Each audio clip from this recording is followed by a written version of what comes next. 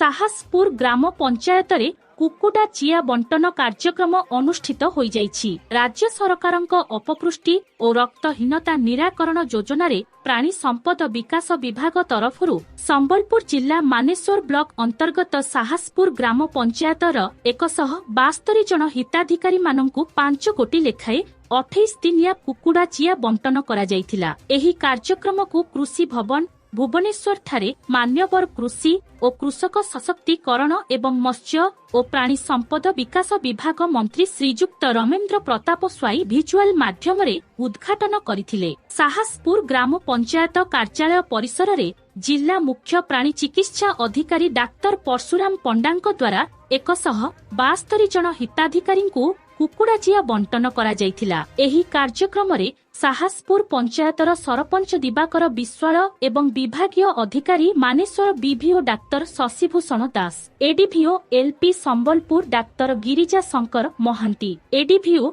एडब्ल्यू doctor Rajiv Lochan Behera, SC Suresh Chandra Hota, Dhama additional VS Jitendra Sekhar Nayak, Sahaspur VT Pradeep Kumar Nayak, Deuga LI Malay Kumar Nath प्रमुख उपस्थित रही कार्यक्रम को सुपरिचालना करथिले। पंचायत वार्ड मेंबर माने उपस्थित रही कार्यक्रम परिचालना रे सहयोग करथिले।